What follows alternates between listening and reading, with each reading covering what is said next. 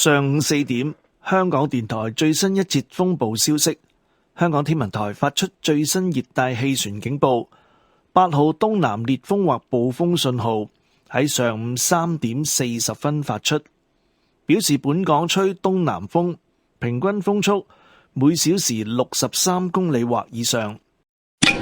喺上午4點，強颱風蘇拉集結喺香港天文台之西南偏西約100公里，即北緯21.9度，東經113.3度附近，預料向西或西南偏西移動，時速約14公里，橫過廣東西部沿岸海域。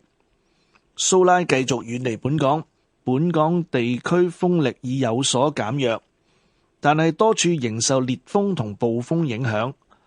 8號烈風或暴風信號會維持至少去到中午，市民切勿鬆懈防風措施。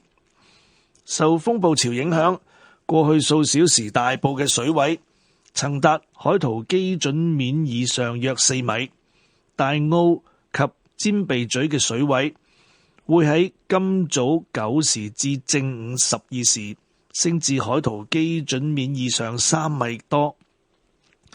海面仍有巨浪及湧浪，市民應遠離岸邊，切勿進行水上活動。喺過去1小時，昂坪、長洲以及塔門分別錄得最高持續風速為每小時115、85以及74公里，最高陣風分別超過每小時139、92及89公里。有關最新天氣消息，請留意香港電台喺15分、30分、45分以及踏正嘅最新資訊。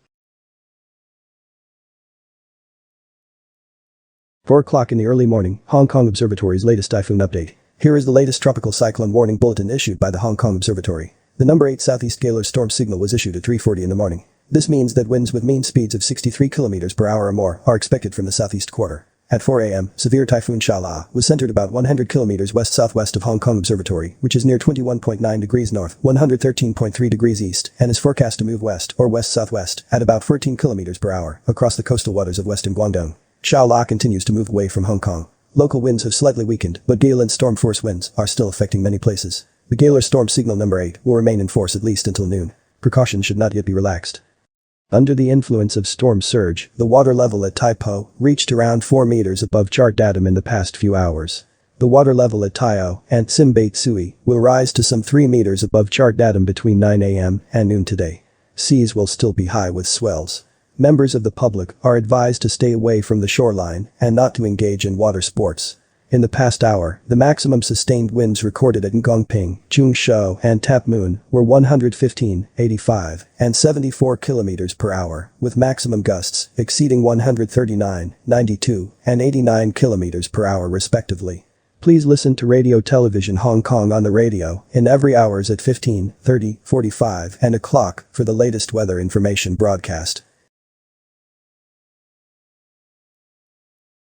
And that's all for the typhoon update.